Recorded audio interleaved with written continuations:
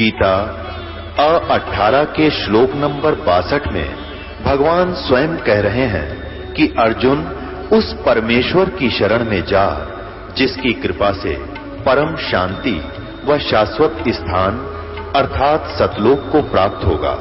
वो परमेश्वर कौन है, कहां है, कैसा है, जानने के लिए कृपया अवश्य सुनिए जगत गुरु तत्वदर्शी संत रामपाल जी महाराज के अमृत वचन। संत से आप मिलो, वो फिर बताएंगे उसकी विधि, उसके पाने का। ऐसे पवित्र गीता जी के अंदर चौथे अध्याय का 34वां श्लोक बताता है कि उन तत्वदर्शी संतों को ढूंढ ले, उसके बाद उनको चरणों में दंडोत प्रणाम कर, वो फिर विनम्र भाव से प्रसन्न करने से वह तत्वदर्शी संत जो परम पिता परमात्मा के पाने की विधि बताएंगे। तो अब यह समस्या आई हुई है कि सभी ने अभी तक जितने भी महर्षि और जितने भी वर्तमान के ये संत जन, ये सब शास्त्र के विरुद्ध साधना बता रहे हैं और शास्त्र के विरुद्ध ही परमात्मा की अपनी उपलब्धि, अपना अनुभव शास्त्र के विरुद्ध बता रहे हैं, जिससे ये सिद्ध हो गया कि इन्होंने ना तो भगवान की भक्ति मिली और ना इनका अनुभव वो हुआ जो हमारे शास्त्रों में प्रमाणित है। अनुभव क्या चीज होती है? अब जैसे अनुभव क्या करना कहते हैं ना, भी अपना अनुभव तो आपके गुरुजी बताते नहीं, शास्त्र दिखाते रहते हैं। अब नादान आत्मा है बेचारी, उनका दोष कति नहीं, क्योंकि वो भ्रमित है। अब शास्त्र में अपने लिए नहीं दिखाता, शास्त्र तो आप लोगों के लिए दिखाता हूं, आपका दृढ़ विश्वास करने के लिए और अनजान जो गलत जगह फंसे हैं उनको ये सच्चाई बताने के लिए। जैसे अब क्या कहते हैं आपके गुरुदेव तो केवल निंदा ही करते रहते हैं, ये संत मार्ग में शोभा नहीं देता। कोई जैसी साधना करता करने दो उसको, कमाल की बात कर दी तो बताइए, यहाँ भावुक लोग यहाँ उलझ गए कि कोई कैसा करता है, करने दो, उसकी ठेस मत पहुंचाओ।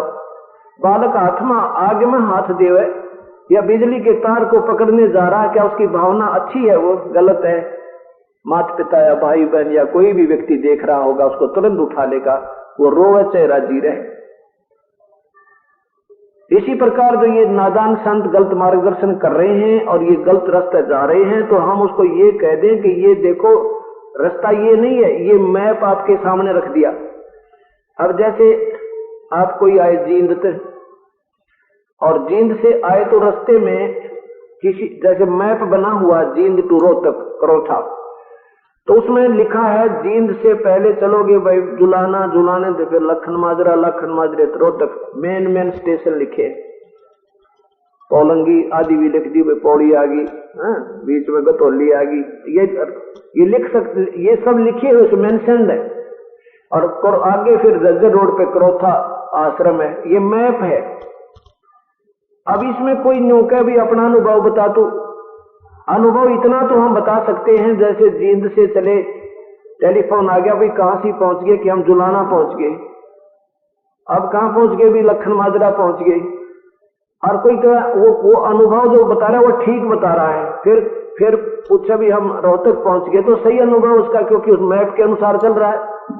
और चला जींद से और कहता मैं पहुंच गया कहां? संगरूर, तो क्या अनुभव आएगा बेवकूफ का? तो ऐसे ये अनुभव नहीं है, वो तो व्यर्थ धक्के खा रहा है इधर। जब जींद से आना करोथा है तो वो पहले लिखा हुआ है, उसके अनुसार चलना है हमने, उसमें अनुभव के बताना इससे न्यारा कोई बताता गलत है, और जो उसमें लिखा है उन स्टेशनों को बता रहा है तो ठीक है, ये अनुभव होता है अपना।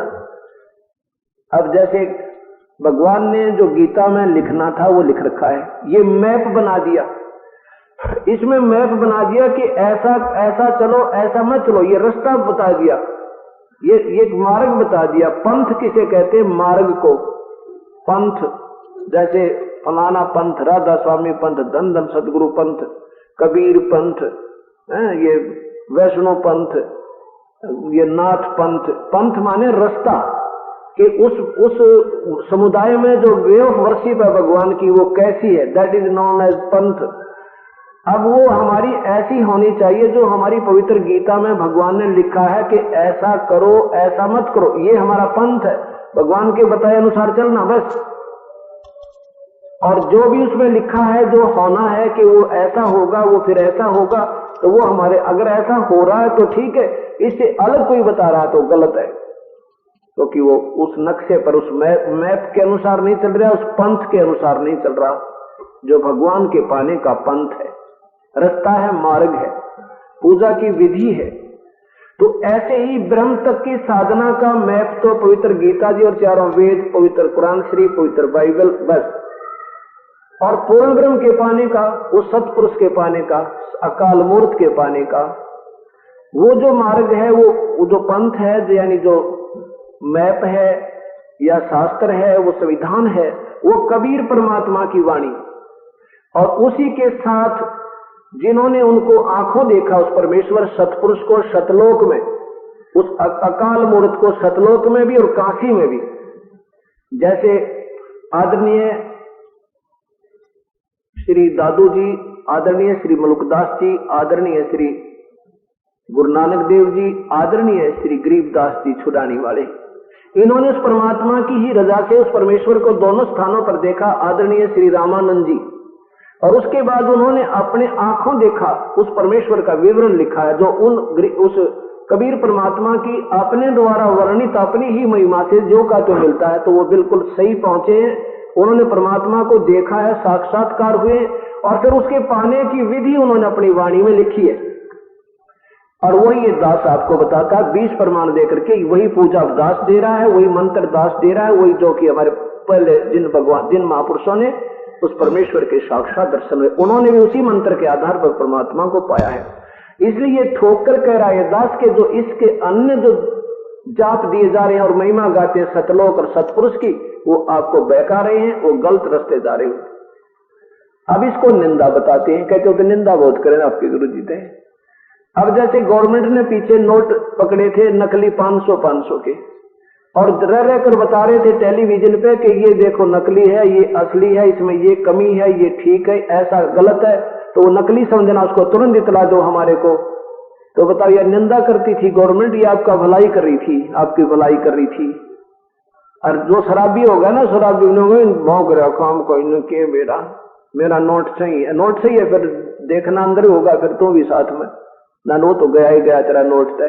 तो इसी प्रकार जो ये अब दास बता रहा है कि ये है उसके खास जो पर्टिकुलर्स, ये देखो इस असली के, ये है नकली के। अब इसको निंदा माने तो वो आप बुद्धि कमजोर लगी मैंने उस नादान की, क्योंकि उसको स्वयं ज्ञान नहीं, भावुकतावश लगा हुआ है। लेकिन अब देखो, बिना गाय के दूध के गाय पर विश्वास कर ले, उसने खूब बाखर गेरा, उसने दाना भी चढ़ावा, उसका बिनौले भी डाले, तो मूर्खता की भावना है। वो तो पहले तो न्यू तो देख लिया दूध देगी कि ना देगी, और फिर वो आंख मीच कर उसने कौन, ठीक है गाय का अपना जो चारा है वो डालते रहेगा जो दूध ना देती, और कदे दूध नए दूध भी ना होई हो और ना ब्यावे। तो ऐसे जो संत जिनके पास पूजा की विधि ठीक नहीं है, तो वो ठीक है भाई, पिछले संस्कारी हंस तो हैं वो बेचारे, लेकिन अब वो बिना दूध की गाय है, और बिना दूध की गाय ने भाई कितना है गौ माता कहने वाला हिंदुस्तानी हो, कोई ना रखे घर पे, उनके लिए गौशाला बनवा रखी है।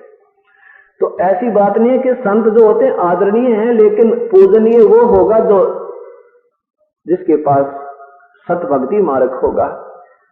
नहीं तो देखो फिर एक जीवन व्यर्थ हो जाएगा, फिर हमारा कुछ नहीं बनेगा, ना वो गुरुजी भी अंदर होगा नरक में, और साथ में अनुयायी होंगे, क्योंकि वो शास्त्र के विरुद्ध साधना करने से भक्तिहीन हो जाएंगे।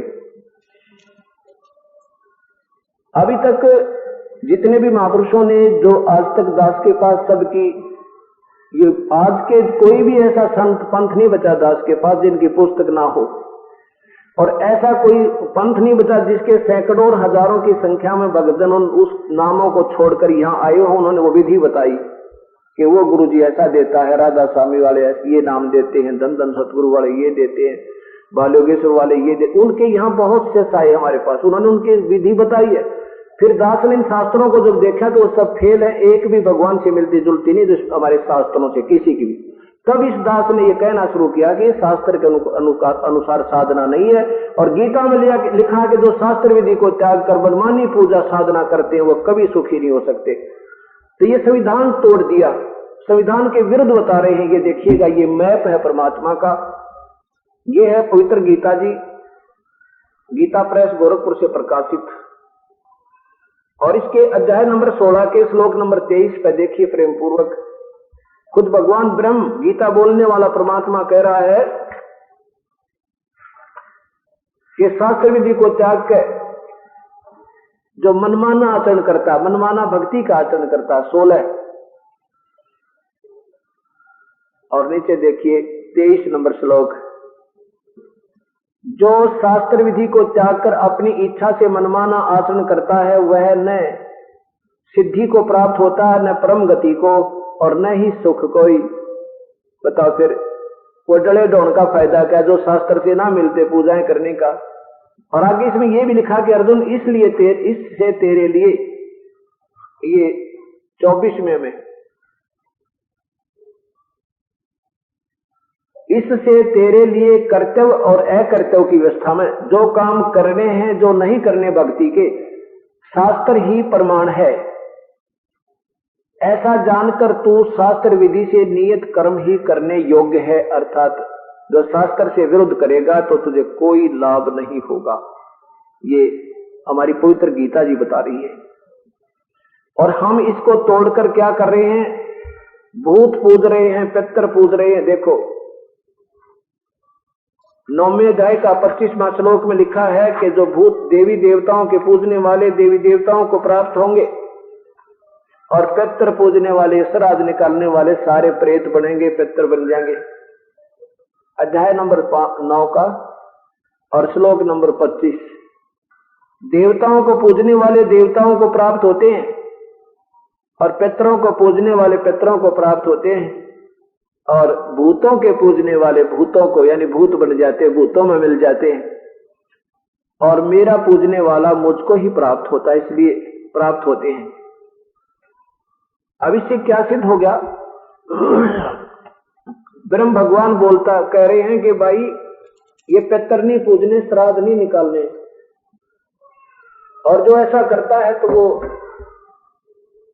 जैसे देवी देवताओं के पूजने वाले देवी देवताओं को प्राप्त होंगे।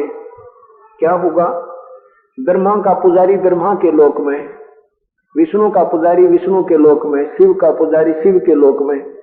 कुछ समय के लिए वहां जाएगा, वहां अपने पुण्यों को खाकर फिर नरक जाएगा, फिर 84 में शीघ्र आ जाएगा।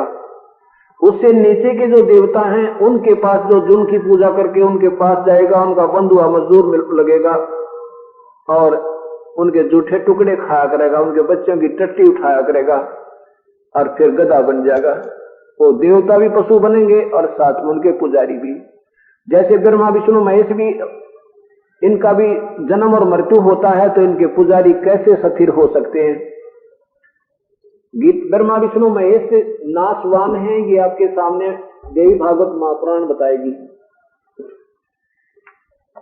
स्वयं भगवान विष्णु कह रहे हैं देवी भागवत महापुराण में कि मैं और ब्रह्मा और विष्णु शिव, हम तो नाशवान हैं, हमारी तो जन्म मृत्यु होती है। और ये अभी तक ढिंढोरा पीटते हैं इनका, ये संत जन कहते हैं ये तो अजरो अमर है, इनके कोई माता पिता नहीं है। तो इससे सिद्ध हुआ कि वो बेसलेस स्टोरी बना रखी है उन्होंने, शास्त्र के विरुद्ध आउट ऑफ सिलेबस स्टडी करवा रखी है, सिलेबस से बाहर पढ़ा दिए सारे बच्चे। अब वो हमारे माता पिता पहले बुजुर्ग थे, बोले वाले थे, उसी परंपरा से हम चलते आ रहे, वो दंत कथाएं लोकवेद बने हुए हैं। अब हमने ये सतवेद बनाना से चलना पड़ेगा, सतज्ञान से। श्री देवी भागवत महापुराण, श्री मद देवी भागवत, गीता प्रेस गोरखपुर से प्रकाशित है। ये इनके अनुवाद करता है अंग्रेज, संस्कृत तो हिंदी, हनुमान प्रसाद पोदार सिमनलाल गोस्वामी। मुद्रक है गीता प्रेस गोरखपुर, वहीं से प्रकाशित है। और इसके तीसरे स्कंद में स्वयं भगवान विष्णु कहते हैं, देवी, ये तीसरा स्कंद, भगवान विष्णु जी बोल रहे हैं तुम शुद्ध स्वरूपा हो, ये संसार तुम्ही से उद्भासित हो रहा है। मैं ब्रह्मा और शंकर, मैं ब्रह्मा और शंकर, हम सभी तुम्हारी कृपा से विद्यमान हैं। हमारा आविर्भाव और तिरोभाव हुआ करता। आविर्भाव माने जन्म और तिरोभाव माने मृत्यु। हम तो जन्म और मृत्यु के अंदर हैं, अजरो अमर नहीं है। केवल तुम ही नित्य हो, जगत जननी हो, प्रकृति और सनातनी देवी हो। भगवान शंकर कहते हैं, ये इससे सिद्ध हो गया कि ब्रह्मा विष्णु महेश की माता दुर्गा है। भगवान शंकर बोले, देवी यदि भगवान विष्णु तुम्ही से प्रकट हुए हैं तो उनके बाद उत्पन्न होने वाले ब्रह्मा भी तुम्हारे बालक हुए। फिर मैं तमोगुणी लीला करने वाला शंकर क्या तुम्हारी संतान नहीं हुआ, अर्थात मुझे भी उत्पन्न करने वाली तुम ही हो। अब इसे सिद्ध होगा कि ब्रह्मा विष्णु महेश नाशवान है, जन्म मृत्यु है इनकी, और हम इन्हीं की पूजा करेंगे तो हमारा भी जन्म मृत्यु कभी भी नहीं मिट सकता, तो ये कर्म दंड नहीं कर सकते। तो बता फिर इस भक्ति का हम करेंगे क्या? ये तो असंग जन्म तना भटकर बरमत हो गए, कुछ ना हाथ लगा रे, तो कुकर सुकर खरबा बोरे कौआ हंस पुकारी। अब गीता बताती है, गीता जी बता रही है कि देवताओं को पूजने वाले देवताओं को प्राप्त होंगे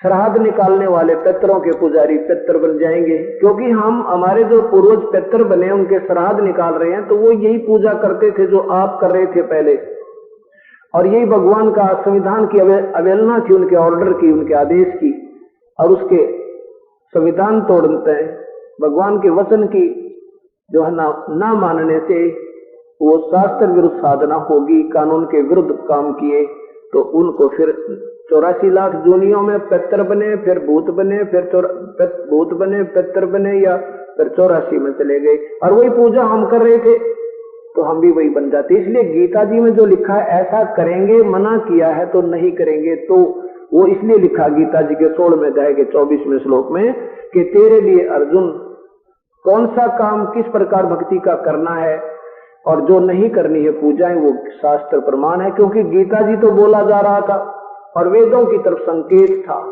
तो वेदों में जो लिखा है वो सत्य है, उसके अन्य जो पूजाएं वो दंत कथा या लोक वेद है, वो अपने अनुभव किसी ऋषि संत का है। अब अभी तक जो संत जन क्या बताते रहे कि सतलोक, जो सतलोक की महिमा बताने वाले ये 2-2.5 पंथ हैं। एक तो राधा स्वामी आगरा से चलकर वो उसी से व्यास में ब्रांच बनी, और व्यास से फिर एक सच्चा सौदा बताते हैं सरसा में बनी, और उन्हीं से एक दिल्ली में श्री कृपाल सिंह जी महाराज के माध्यम से वही जो की तो विवरण वहां चल रहा है। अब इन्होंने क्या किया, व्यास वालों से, व्यास के डेरे से एक बलोचिस्तानी सा मस्ताना श्री संत सावन सिंह जी के शिष्य थे, और वो सिरसा में आके बेगू रोड पर अपना रहने लगे, वहां स्थान बनाया। वो 5 नाम ही देते थे, और वो 5 नाम काल के कोई भी मुक्ति का नहीं, उनमें से एक भी मुक्ति का नहीं। यही तो दास बार बार कह रहा है। क्यों कह रहा है? क्योंकि मुझे पता लग गया कि ये अनजान पड़े में, अब जिन संतों ने ये नाम जिन संतों से मिले तो उन्होंने तो कॉन्फिडेंस से लिया कि नाम सही है और उसी का प्रचार करने लगे, और जो प्रचार करते थे उनकी अपनी शब्द की कमाई जो पिछले जन्मों की थी उसको खराब खूब खंड खंड आगे किसी का लाभ हो गया, उनकी कमाई से हो गया उनको, और वो संत माइनस हो गया। इस करके फिर आने वाले उसके बाद उत्तराधिकारी ने क्या कर दिया, वो 3 नाम कर दिए, अकाल मूर्त सब स्वरूपी राम सतपुरुष। और पहले गुरुजी नाम क्या देते थे कि ज्योत रंग ओंकार रंकार ज्योत निरंजन सोहम और सतनाम, ये 5 नाम देते थे। अब ये किसी भी शास्त्र में जिसने परमात्मा देखा है उन्होंने ये 5 नाम नहीं बताए। कबीर साहब ने इनका खंडन किया कि तो एक ब्रह्मांड में 5 मंडल, और इन 5 ही 5 नाम 5 है, मुद्रा काया बीच ठिकाना। इन 5 नामों के पुजारी इस पिंड से बाहर नहीं जा सकते, एक ब्रह्मांड से बाहर नहीं जा सकते, ऐसा भगवान कबीर साहब ने बताया। वो नाम अलग है। तो इस प्रकार ये सारी कहानी बिगड़ती गई। और उन्होंने क्या बताया कि परमात्मा, उनसे पूछा गया भगवान कैसा है, तो बताते हैं वो तो निराकार है, केवल प्रकाश और शब्द, एक धुनात्मक आवाज झंकार सुनाई देती है, बस शब्द सुनाई देते। नवीन विराव किसा शब्द है, क्या आवाज है, किस प्रकार की है। तो कहने का भाव यह है कि इन्होंने कुछ नहीं देखा, इनकी जब मैप से विरुद्ध बता रहे हैं, इनकी अनुभव उस रास्ते पर नहीं है, उससे भिन्न है, तो इनका जो उपलब्धि भी गलत होगी। उपलब्धि क्या होगी? जैसे जींद से चला था आना था रोहतक ने, चल पड़ा संगरूर ने, और स्पीड तो पूरी है उसकी, मेहनत भी पूरी है, परंतु अनुभव गलत हो गया। इस प्रकार सारी कहानी बिगड़ गई। तो अब जैसे कोई अंधा हो और उसने सुन लिया किसी से, और वो कि दूसरे ने पूछा भाई तूने दिखाई देता है अंधों से अंधा सरदार था कोई चतुर। दूसरे अंधे बोले भाई तो बड़ी बढ़िया बात बताओ है, क्या तूने दिखाई देता है क्या? हुआ भाई हुआ, तुम दिन की बात करो, मैंने रात ने भी दिखे अंधा है, रात ने क्या देखा भाई तू? रात को चंद्रमा का प्रकाश देखूं, क्या बात की है, पूर्णिमा के दिन गोल गोल होता है, चंद्रमा गोल गोल नहीं बताता, चंद्रमा का प्रकाश देखा भाई, क्या बात, चांदनी छिटकी हुई थी, बहुत सुंदर लग रहा था, सुहाना मौसम होता है। अच्छा भाई, तो उसकी सुनी सुनाई वो दूसरे देखने लगे भाई रात्रि में चंद्रमा का प्रकाश बड़ा जोर का होता है, बड़ी चांदनी छिटकी हुई होती है, पूर्णिमा के दिन तो कमाल हो जाता। तो उनसे कोई पूछने लगा भाई वो चंद्रमा कैसा होता है? वो के चंद्रमा तो है ही नहीं, वो तो दिखाई नहीं देता, प्रकाश हमने देखा। अरे फूटी आंखों वाले, अब ये बात है। अब जिन संतों ने ये बताया कि सत्पुरुष निराकार है, केवल प्रकाश दिखाई देता है, तो वो अंधे थे।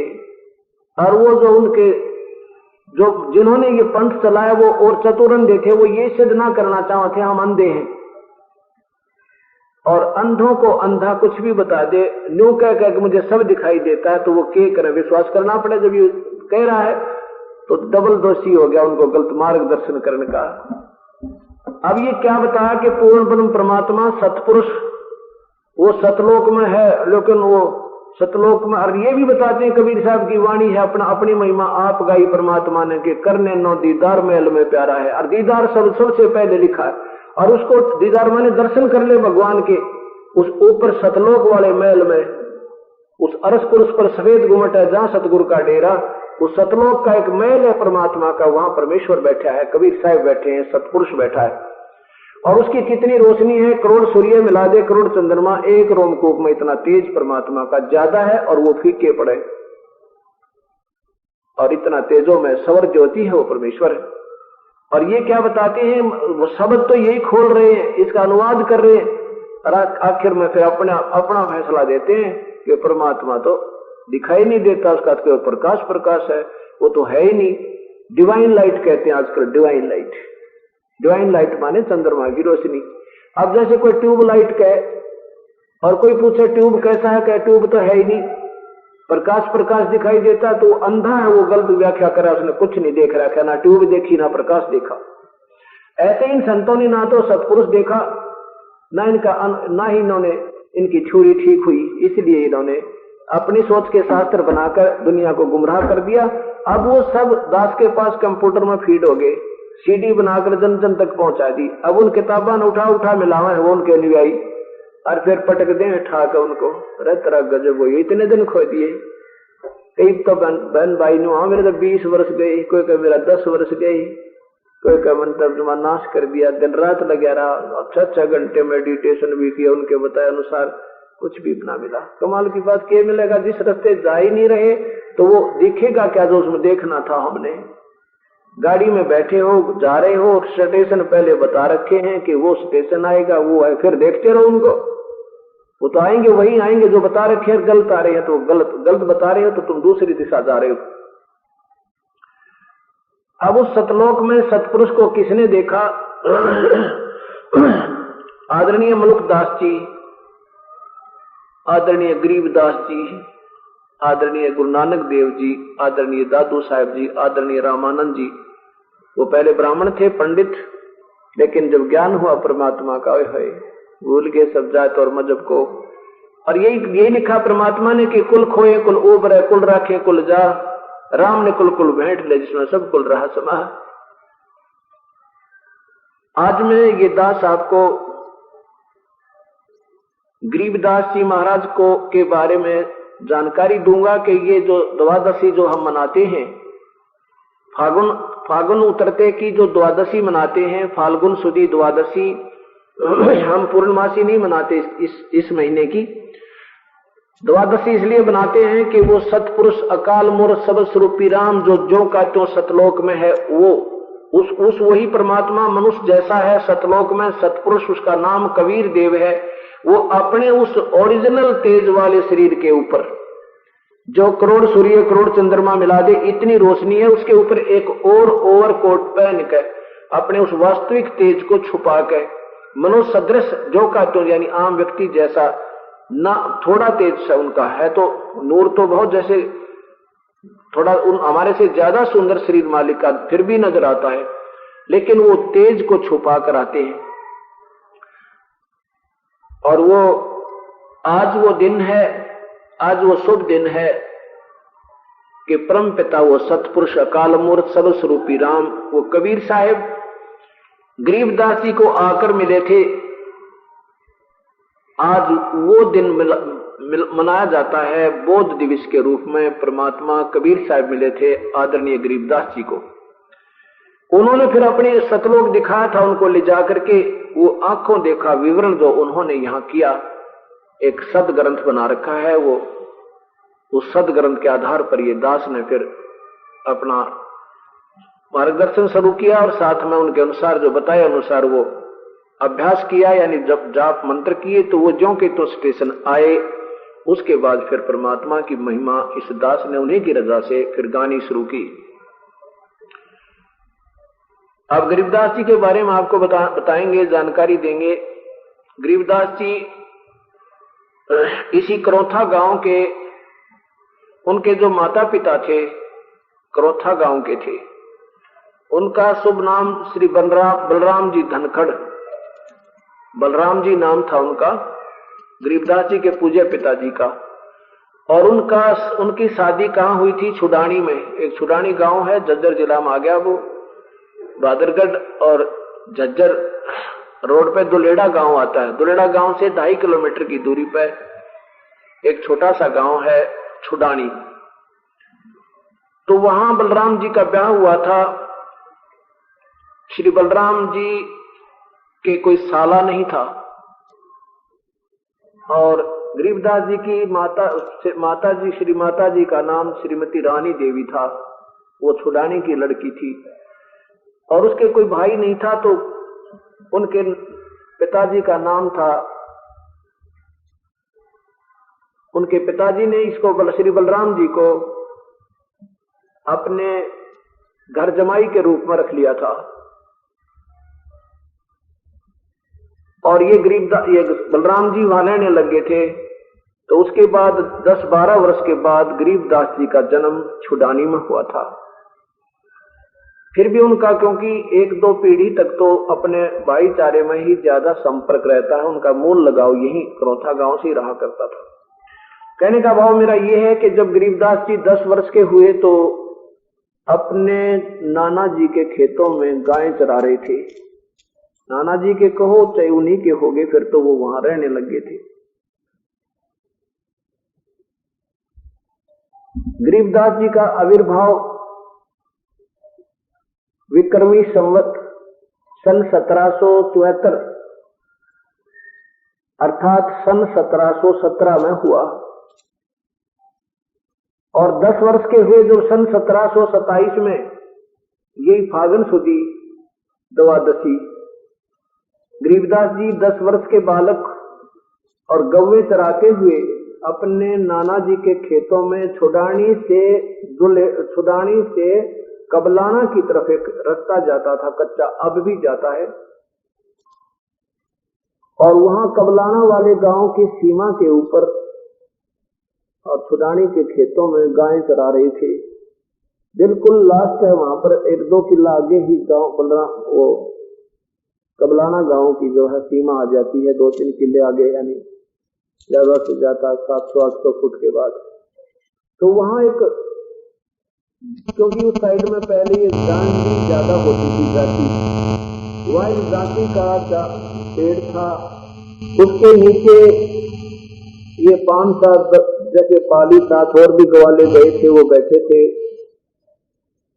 और गाय कुछ बैठी थी, कुछ कर रही थी। ये खाना खुना खा रही थी जैसे आजकल के दिन जो है थोड़ी सी देख लिए थोड़ी सी शायरी को आने लग जाती है। तो उन्होंने खाना खा लिया था, इतने में वो परमात्मा कबीर साहेब पूर्ण ब्रह्म सतपुरुष अकाल मूर्त अपने सतलोक से आए, क्योंकि वो सन 1518 में सहशरीर चले गए थे।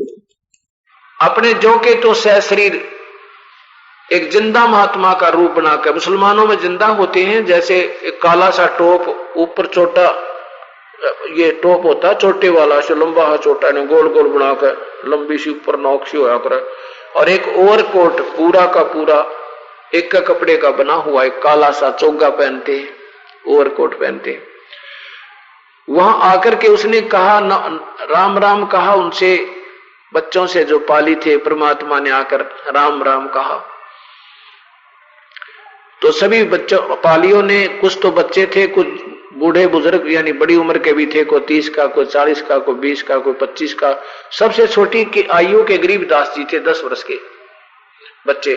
तो सभी ने राम राम का उत्तर दिया और कहा कि रोटी खाओ महात्मा जी, खाना खाओगे? तो वो कहने लगे भाई खाना तो मैं खा के आया हूं। कौन से गांव के हो तुम? पालियों ने पूछा। परमात्मा ने कहा कि मैं सतलोक का रहने वाला हूं, सतलोक का। तेरा गांव सतलोक है? हाँ मेरा गांव सतलोक है। अच्छा, फिर खाना खा के चला हूं मैं, परमात्मा बोले। तो उसमें अतिथि भाव बहुत ज्यादा हुआ करता था, तो क्या कहा कि खाना खा लिया तो दूध तो पीना पड़ेगा आपने, आप हमारे अतिथि हो, बैठ जाओ। बैठ गए। भगवान बोले भाई दूध ना पीऊं मैं, अगना दूध तो हम प्या के छोड़ देंगे। तो कबीर साहब बोले भाई दूध पिलाना है तो मैं पीऊंगा अपने हिसाब से, अब बता कैसे पीओगा, वही पिला देंगे। कि इस कोई कुंवारी गाय का, कुंवारी बछिया का दूध निकालो। कुंवारी बछिया का? हाँ, जो कभी ब्याही ना हो, दो बच्चा ना हुआ हो जिसके, उस कुंवारी बछिया का जो 1-2 साल की, 1.5 साल की हो। वो पाली कहने लगे फिर ते मजाक कर रहे हैं भाई बाबा जी, तेरा दूध पीने की नीयत नहीं, तेरी मजाक कर रहे हो आप। तो कबीर साहब बोले भाई मजाक की क्या बात, तुमको दूध पिए बिना छोड़ना नहीं और मैं दूध पिलाओ तो ऐसे पीऊंगा। गरीबदास जी खड़े हुए 10 वर्ष के बच्चे और एक कुंवारी बछिया को ले आए। कहने लगे देखियो महाराज जी, ना इसका बच्चा है और ना ये ना ब्याई है, दूध कैसे देवेगी? परमात्मा बोले ये तुम्हारा जो पानी पीने का पात्र है ना, ये बरोला क्या करें इधर, तो 1-2-3 किलो जिसमें 4 किलो पानी आ जाता है, मटके टाइप होता है। कहता इस पात्र को तुम गाय के थना के नीचे रखवाई, देख बताऊं क्यों कर दूध देगी, कैसे दूध देगी? कहां जी बताओ। अब गरीबदास जी ने ऐसे वो पकड़ दिया बरोला, वो पात्र पकड़ लिया और परमात्मा कबीर साहब ने ऐसे थपकी लगा दी गाय के कमर पे। इतने लंबे लंबे सतन हो गए, अपने आप दूध सरवन लग गया, ऐसे धार बंद गई दूध की, और जब वो भर गया वो पात्र तुरंत बंद होगी। तो गरीबदास जी बोले ले भगवान पियो दूध आपने निकाला है। गरीब कबीर साहब ने आधा दूध पिया, आधा पीकर कहा भी देखो बच्चों, पालियो तुम भी पी लो, ये अमृत है, ये यहां से नहीं सतलोक से आया है। तो वो कहने लगे, दूसरे जो सियाने थे ना, 30, 35, 20 साल की उम्र के, 40 वर्ष की उम्र के बुजुर्ग से या 50 के, वो कहने लगे भाई ये तो पाप का दूध है, हम ना पिए, कुंवारी बछिया का निकाल दिया, ये तो जादू जंत्रकार है, तो भी मत ना पिए भांजे, क्योंकि गरीबदास जी वहां के भांजे थे। कहने लगे भांजे मुंह ना लाइए, इसका मर जाएगा। वो तो उठकर चले गए। अब गरीबदास जी बोले मुझे दो भगवान, आपका जो ये प्रसाद कब कब मिला है? अब गरीबदास जी ने सोचा जब ये ना मरा तो मैं क्यों मरूंगा। तो कबीर साहब बोले प्रसाद दे दिया, ले बेटा पी ले। और कहा तू नाम भगवान जपता है क्या? बजता है? कहां बजते हैं जी, हमारे गांव में हम बजते हैं और श्याम जी की शिव जी की पूजा करते हैं, ऐसे भगवान विष्णु का जाप करते हैं, राम राम जपते हैं। तो पूरी कथा सुनाई परमात्मा ने कबीर साहब को, बेटा ये भगवान जो हैं ये काल के अधीन है। ब्रह्मा विष्णु महेश इस ज्योत निरंजन के पिता हैं और दुर्गा के पुत्र हैं ना। ब्रह्मा विष्णु महेश के पिता ये ज्योत निरंजन काल है और दुर्गा या शेरा वाली इनकी मां है। और भाई इसको शराब लगा है, इस ब्रह्मा विष्णु में इसके पिता को 1 लाख जीव यो रोज खाता है, और तुम पहले हमारे पास थे सतलोक में बेटा, वहां जन्म मृत्यु नहीं होती, ना कोई कोर्ड था, ना कष्ट था, ना टांग टूटा, ना कोई आंख फूटा, कुछ भी नहीं हुआ करता, और ना तुम्हारी मृत्यु होती थी। तुम मेरे पास वहां सतलोक में रहा करते, तुम हमारे वहां उस सतलोक में जहां से मैं आया हूं, बहुत बढ़िया गांव है हमारा, यहाँ तो बेटा 2 दिन का जीवन है, ना जाने कब मर जाओगे तुम। और ये ब्रह्मा विष्णु महेश भी नासवान है, इनकी पूजा से जीव को स्थायी लाभ नहीं हो सकता। आज मनुष्य इनकी पूजा की है तो कुछ दिन स्वर्ग जाओगे, फिर नरक जाओगे, फिर 84 में गधे और ये पशु बन जाओगे बेटा। अब देखो पिछले पुण्य संस्कार, बच्चे का हृदय निर्मल, तो कहने लगे भगवान वो सतलोक कैसा है, मैं भी जा सकता हूं, क्यों नहीं जा सकता बेटा। अब जैसे काल की भक्ति करोगे, गीता में लिखा कि ब्रह्म कहता है मेरी भक्ति करोगे तो मुझे प्राप्त होगे, यानी मेरे ब्रह्म लोक में आ जाओगे, और ब्रह्मा विष्णु ये नीचे के देवताओं की पूजा करोगे दिन के लोकों में चले जाओगे। और भाई इसी प्रकार लिखा कि जब उस परमात्मा 8वें अध्याय, गीता जी के 8वें अध्याय के 1 से लेकर 10 श्लोक पढ़ के देख लियो, दोनों कति निर्णायक ज्ञान है। काल भगवान कहता है कि मेरी पूजा करनी है तो केवल मेरे में मन वाला हो, किसी दूसरे का जाप मत करना, नीचे वालों का, और तो मुझे प्राप्त होगा, यानी मेरे लोक में रहेगा। और उस परमात्मा की भक्ति करनी है तो उस करने वाला व्यक्ति उसी परमात्मा के पास जाता है, उसका वो संत बताता है, उसके अभ्यास से उसके नाम के जापते हैं तो वो वहां चला जाता है। तो बेटा तुम मैं मंत्र दूंगा तुझे, इसकी कमाई करेगा तो तू मेरे पास आ जाएगा, वहां सतलोक में ले जाऊंगा। तन्यो बोला बाबा महाराज जी वो कैसा है सतलोक में, दिखा दोगे एक में। आए तो इसी उद्देश्य थे क्योंकि वो पुण्य आत्मा थी, उनकी प्यारी आत्मा, और उसको तो ले जाना था सतलोक में। और ये भी मालूम था कि एक ने देख लिया तो हजारों का बेटा भर देगा, एक ने देख लिया तो हजारों को विश्वास हो जाएगा, जैसे ही हमारा पिताजी और कहीं जावे और आके हमें बताओ तो हमें उनकी बातों पर अविश्वास नहीं हो सकता, चाहे कुछ भी कोई कुछ भी कहो नहीं हो सकता, जो पिताजी गलत बताए नहीं सकते। तो ऐसे गरीबदास जी ने जो परमात्मा को देखा फिर उन्होंने वर्णन कर दिया, तो इस दास ने ये मान लिया कि हमारे ये पिताजी थे, क्योंकि ये मैं धोखा नहीं दे सकते, इनको के लालच था झूठ बोलने का। 2500 बीघे के मालिक थे जो कि 1300 किले बने, 1350 किले। अगर कोई कबीसर हो मेरे जैसा मांगलियां खानिया होता तो इन्होंने भी सोचा झूठ बोल गया होगा अपनी रोटी रोजी के लिए, वो भी समस्या नहीं थी सामने। तो इन बातों से दृढ़ विश्वास हुआ, फिर दृढ़ निश्चय के साथ उस परमेश्वर के ऊपर आश्रित हुए हैं दास, और उसका ये परिणाम ये निकला कि ये सत्य सामने आ गया। तो गरीबदास जी को कबीर परमात्मा कहने लगे बेटा तू नाम ले, पहले अगर दे दो भगवान। प्रथम मंत्र देकर अपना हंस बनाया, अपने हंस को लेकर के फिर चले ऊपर सतलोक को। ब्रह्मा का लोक दिखा, विष्णु का लोक, शिव का लोक, इनकी कमाई करने वाले इनके लोक में आते हैं। कॉमन जो दान पुण्य करते हैं थोड़े से पुण्य बन जाते हैं, ये कॉमन स्वर्ग बना हुआ है, स्वर्ग में जाते हैं बेटा। यहाँ कुछ दिन के बाद फिर साथ ही नरक है उसके, वहां पर इधर तो स्वर्ग वाले खाना खा रहे हैं, भंडारे चल रहे हैं, और बिल्कुल बीच में पारदर्शक दीवार है जैसे शीशा होता है, और उनके कोड़ा तक सिर काटे जा रहे हैं। हे परमात्मा वो स्वर्ग वाले की बंदी तरह गजब हुई, उनको कहते हैं वहां उनको भी चैन नहीं है, बस आंख मीच के दूर निकल जाओ तो दूसरी बात है, नहीं तो इधर तो स्वर्ग में ठाठ हो रहे हैं, बिल्कुल सामने नरक में जो कत्लेआम हो रहा है, वहां हाहाकार मची, नरक में ठोक रखे। तो बेटा ये वो तुम्हारा स्वर्ग है। फिर पाताल लोक फलाने सारे लोग दिखा के पर ब्रह्म के लोक 21वां ब्रह्मांड दिखा काल का कि ये बैठा यहाँ पर, ये तुम जिसको निराकार बताते हो। अब उस काल के सिर पे पैर रख के, क्योंकि परमात्मा ये ऐसे स्थान पर बैठा है काल भगवान 21वें ब्रह्मांड में कि जहां से परब्रह्म और सतलोक के जाने का रास्ता है, ये चौकस रहता है कि एक जीव भी नहीं निकल जाए, तेरे जाड़ मत है। लेकिन परमात्मा कबीर साहब के सच्चे नाम के आधार पर उसके वश की बात नहीं, उसका सिर नीचा हो जाता है, ऐसे झुक जाता है। कबीर परमात्मा ने उसके सिर पर पैर रखा, गरीबदास जी ने उसके सिर पर पैर रखा, काल ने ऐसे सिर झुका दिया और सतलोक वाले रास्ते से पार होकर निकल गए। वहां सतलोक में क्या देखा कि परमात्मा ने ये सत्य करने के लिए कि मैं वास्तव में परमात्मा हूं, पूर्ण ब्रह्म हूं, सतपुरुष हूं, तो अपना दूसरा रूप सिद्धि से ओरिजिनल स्वरूप जो तख्त के ऊपर था वहां प्रकट कर दिया, वहां पहुंचने से पहले ही। ये परमात्मा जो चाहे कर सकता है, जितने चाहे रूप बना सकता है। तो वहां देखा सतपुरुष ने, गरीबदास जी ने देखा कि तख्त के ऊपर एक सुंदर स्टेज पर परमात्मा विराजमान है और चारों तरफ उसका बहुत सुंदर बना हुआ एक बहुत सुंदर गुम्बज टाइप सा तेज पुंज का महल बना है मालिक का। उसके बिल्कुल बीच में मालिक का तख्त लगा है। तो कबीर साहब जिंदा वाला महात्मा के रूप में जो नीचे से गरीबदास जी के साथ गए थे, तो वहां पहुंचे और चवर उठाकर उस पूर्ण परमात्मा सतपुरुष अकाल मूर्त के ऊपर ऐसे चवर करने लगे। गरीबदास जी ने सोचा कि यो भगवान है जो बैठा तख्त पे, और ये महाराज जी जो है ना कबीर कहते थे मेरा नाम कबीर है, ये कबीर तो जो है यहाँ रहने वाला होगा।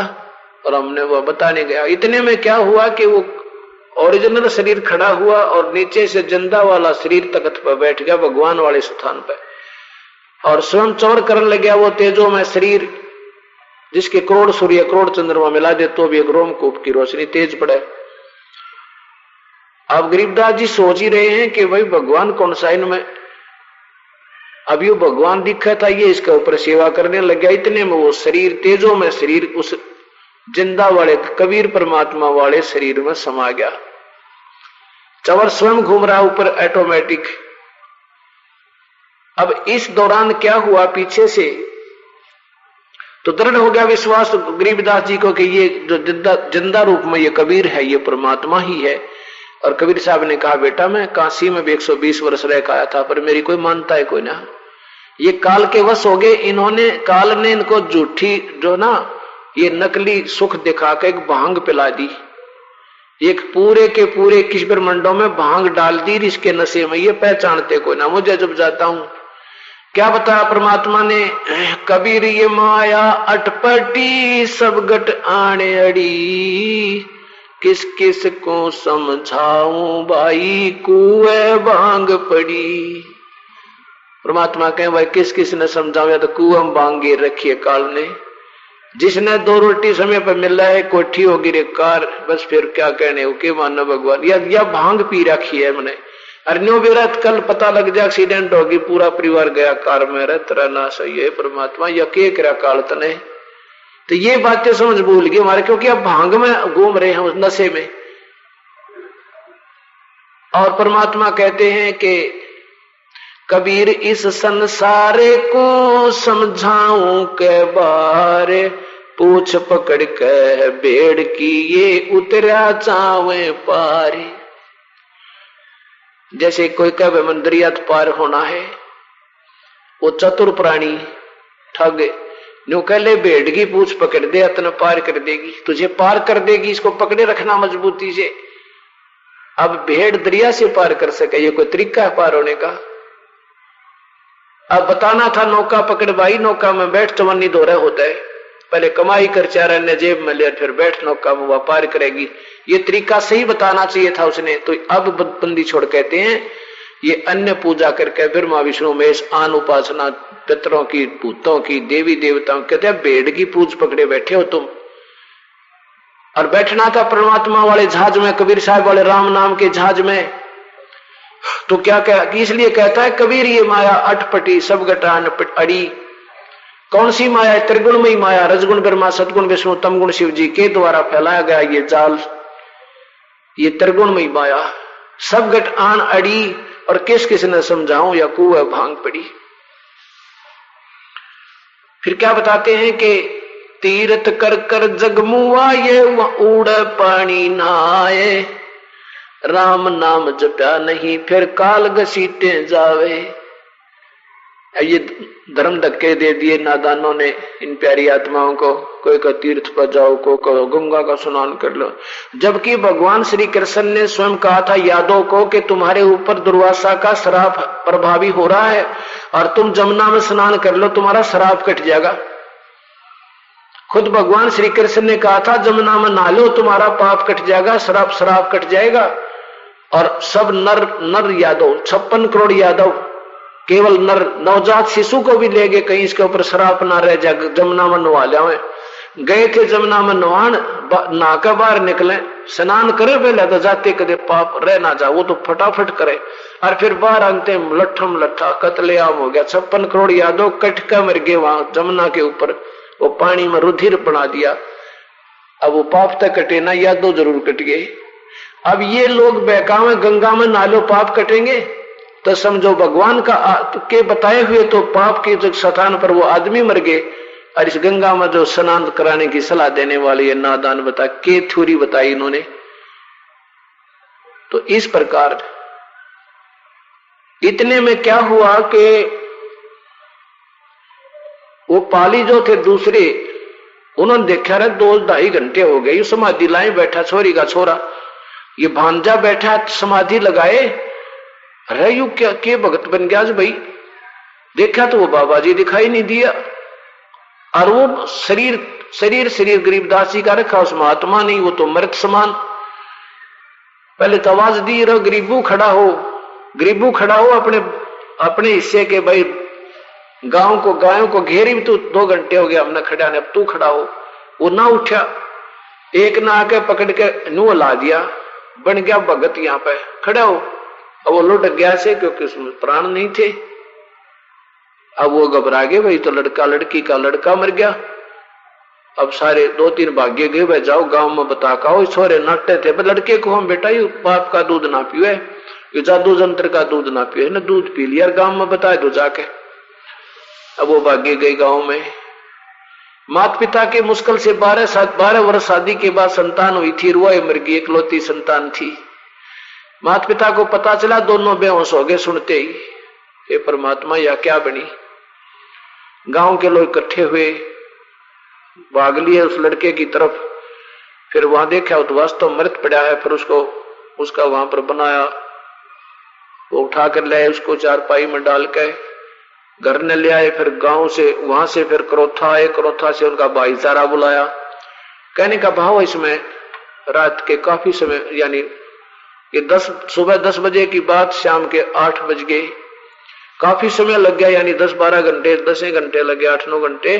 तो इतने में वो घर वहां से उठा कर उनके शव को फूकने की तैयारी करने लग रहे। शमशान घाट पर रख दिया गरीबदास जी का शव, चता के ऊपर रख दिया।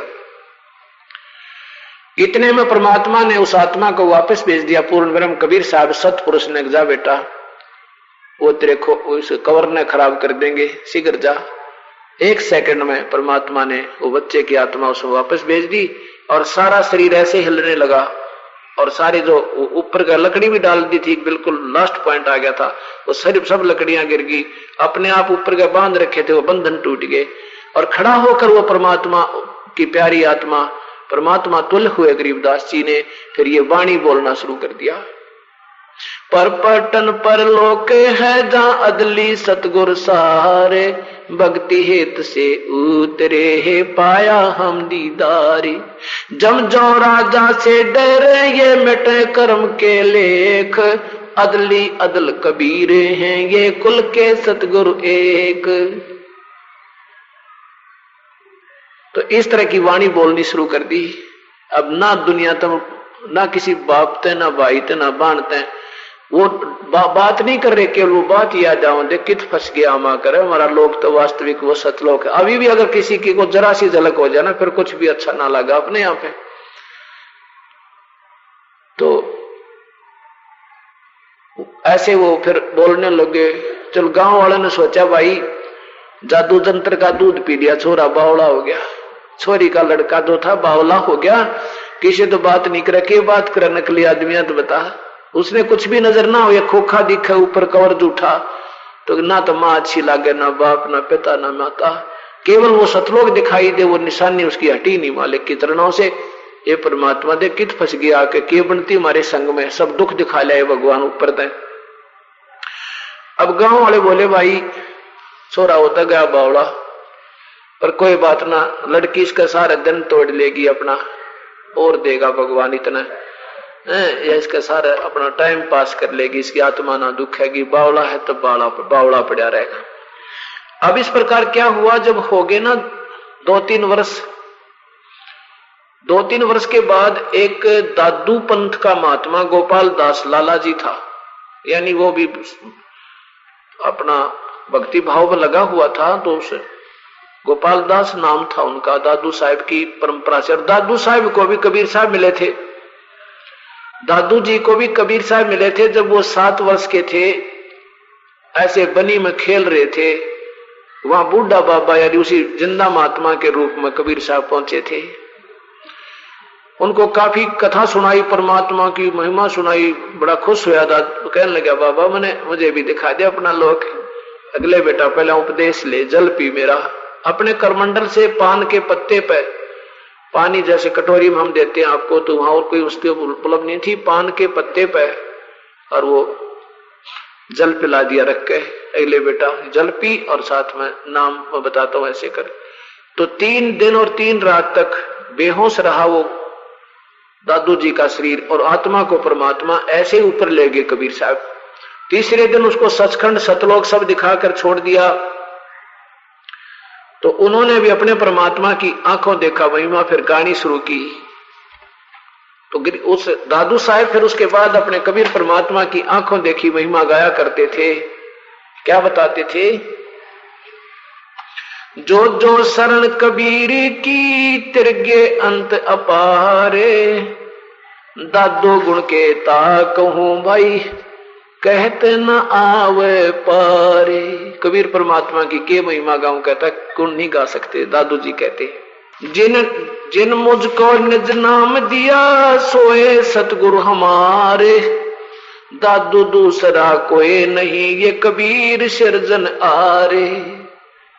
कबीर करता आप है दूजा ना कोई, दादो पूर्ण जगत को ये भक्ति दरडावे सोए। सब कहते सारे संसार में अगर भक्ति है तो कबीर परमात्मा आप ही आकर बताते, और ये वेद प्रमाण देते हैं। श्याम वेद, अथर्ववेद, ऋग्वेद और यजुर्वेद, इन सब में यही परमात्मा का महिमा है कि वो परमात्मा कबीर है, उसका नाम आप ही आकर अपने सत्ज्ञान को वर्णन करता है, दूसरा नहीं बता सकता। ठेका पूरा हो जब सबको तो जय शरीर, दादू काल चंपे नहीं जपे जो नाम कबीरी। कबीर साहब दादू जी कहते हैं एक दिन तो शरीर सबका छूटेगा, क्योंकि शरीर पूरा होगा जब समय पूरा होगा। लेकिन जिन्होंने परमात्मा कबीर साहब का उपदेश सतमार्ग सत ढंग से लिया हुआ है, उनको काल निकट नहीं आएगा। यम के दूत नहीं लेकर जाएंगे उस प्राणी को, परमात्मा के स्वयं आएगा और गुरु के रूप में आएगा और जहाज में बैठा कर आपको ले जाएगा। कोई भी कारण बतावे बनावे, जैसे गाड़ी में बैठा ले या कोई किसी चीज पे, ऐसा लगेगा जैसे सत्संग में जा रहे हैं और 2 मिनट में सतलोक में पाएंगे, 2 सेकंड में। आदमी की आयु घटे तब यम घेरे आए, सोमरण किया कबीरे का दादू लिया बचाए। अब ये बहुत लंबी कहानी है क्योंकि अभी थोड़ा सा समय कम है, बताना चाहता हूं। तो कहते वो जो गोपाल दास जी था वो आ गया बुजुर्ग सा। गांव वालों ने पूछा, पता लगा भी कोई महात्मा है किसी के घर में, संत है। तो किसी ने बता दिया जी एक बहुत अच्छा संत आया है और संतों की विद्या संत ही काट सके। लड़के के ऊपर जो जादू दत्तर हो रहा है उसके बारे में दिखा लो उसको। तो उसका नाना जी, गरीबदास जी के नाना जी 5-4 और कुनबे के व्यक्ति इकट्ठे होकर लेकर गए उस गरीबदास जी 10 वर्ष के बाद 13 वर्ष के बच्चे को, और कहा कि बाबा जी ऐसे ऐसे 12 लड़के को किसी संत ने पता नहीं कि जादू जंत्र का कुंवारी बच्ची का दूध काट के पिला दिया, और संतों की विद्या ने संत ही कर सके। ठीक, आप कुछ दया करो मेरे बच्चे पे, इसकी माँ बहुत दुखी हो रही है बेचारी, ये तो पागल हो गया। कहती ना मेरा के बांटे सारे दिन, इसका बिरडुआ फूट गई। अब नो ना मेरा ना दानो जोरी बिना लाल न परखे कौन। वो बोला अमर वाणी जो सतलोक की, और वह समझ नहीं सके तो उसने बावड़िया कहने लगे, पागल कहने लगे, भगवान की महिमा गावे, जन जन को बतावे। तो दादू पंथी वो गोपाल दास बोला, भाई आजा बेटा बैठ जा। हो जाएगा ठीक भाई, ना क्यों। तो दादू पंथी गोपाल दास ने पूछा गरीबदास जी से कि बेटा वो कौन था जो तुझे तेरी जिंदगी बर्बाद कर गया। तो गरीबदास जी बोले जिंदगी बर्बाद नहीं लाला जी, मैं तो आबाद कर दिया। क्या बताया? हम सुल्तानी नानक तारे दादू को उपदेश दिया, जात जुलाहा भेद न पाया, वो काशी माहे कबीर हुआ। न बोले कि मैं हम यानी हम सभी, मैं और साथ में कौन, सुल्तान अधम मुसलमान घर में जन्म था, एक इब्राहिम सुल्तान अधम नाम का राजा था। हम सुल्तानी नानक गुरु नानक देव जी जो सिख धर्म देश से बना है, हम सुल्तानी नानक तारे और उसी ने दादू को उपदेश दिया, वो जात जुल्हा भेद नहीं पाया, काशी माए कबीर हुआ। वो भगवान मिला था मुझे जो काशी में रहकर चला गया 120 वर्ष। और फिर क्या बताया कि दादू को भी कबीर साहब मिले थे आकर के, दादू को सतगुरु मिले दे पान की पीक, बूढ़ा बाबा जिसे कहे वो दादू की नहीं सीख। तुम नादानो दादू पंथी क्या कहते हैं, कबीर साहब को नहीं मानते कि दादू जी को कबीर साहब मिले थे आके। वो कहते हो तो बूढ़ा बाबा मिला था उनको, भगवान रूप में कोई बूढ़ा बाबा मिला था। तो परमात्मा कहते हो जिसने तुम बूढ़ा बाबा कहो वो दादू था, वो भगवान कबीर साहब थे, और तुमने वो वास्तविकता छुपा दी, अब तुम्हारे पास नहीं रही। ये दादू जी ने केवल बूढ़ा बाबा नहीं कहा था, उसने ये वाणी भी बोली थी, वो दादू पंथिया ने निकाल दी। क्यों निकाल दी? कदे तुम्हारी बेइज्जती हो जा। तारे दादू जी का गुरु कबीर दानक जुलाहा था, ऐ थारा गजब भैया। तो ऐसे ये नादानी होती जा रही है और इस सच्चाई से हम दूर होते चलेंगे। जब क्या बताया परमात्मा ने कि वो परमात्मा कैसे मिला हमें आकर के ये बताऊं तुझे, तो उन्होंने कहा कि हाँ बता।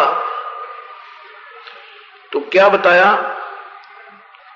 और कौन है वो परमात्मा के पर पटन पर लोके है जहां अदली सतगुर सारे, भक्ति हेत से उतरे है पाया हम दीदारे, अलल पंख अनुराग है सुन मंडल रथीर,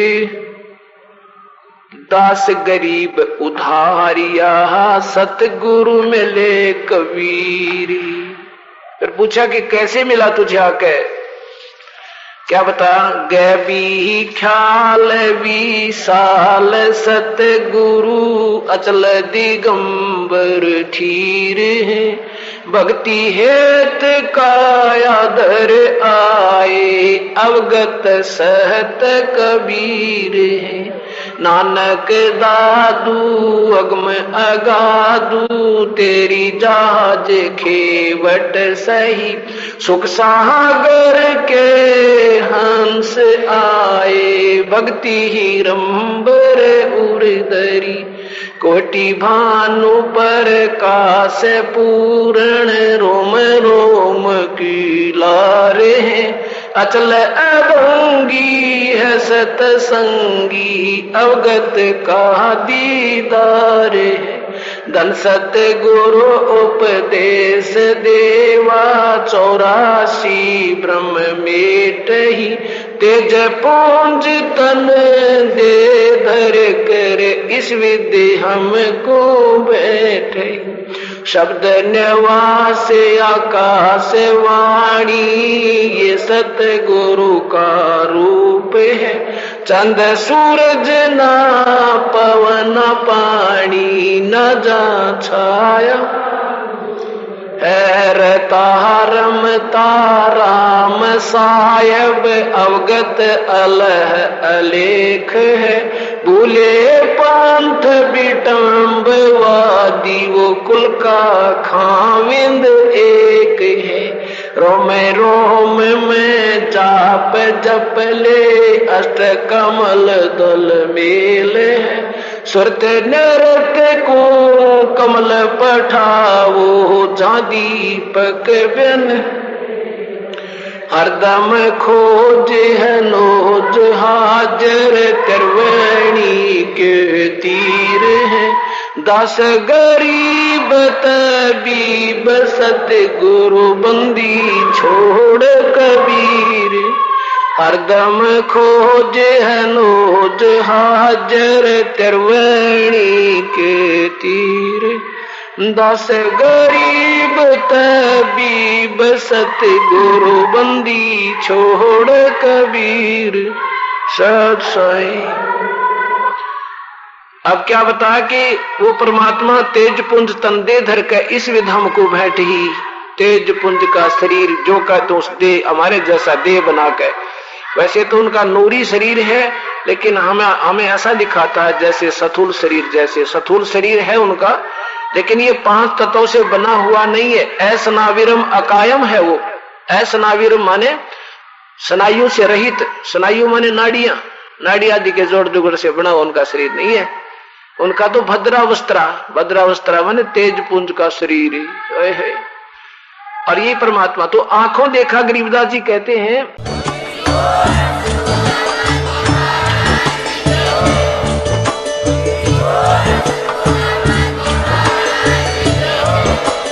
आप सुन रहे थे जगत गुरु तत्वदर्शी संत रामपाल जी महाराज जी के मंगल प्रवचन। अधिक जानकारी के लिए विजिट कीजिए हमारी वेबसाइट www.jagatgururampalji.org। संत रामपाल जी महाराज जी के शुभ आशीर्वाद से पूरे विश्व भर में 500 से भी ज्यादा नाम दीक्षा केंद्र हैं, जिन पर संत रामपाल जी महाराज जी द्वारा ऑनलाइन निशुल्क नाम दीक्षा दी जा रही है। अपने नजदीकी नाम दीक्षा केंद्र का पता करने के लिए संपर्क करें 8222880541।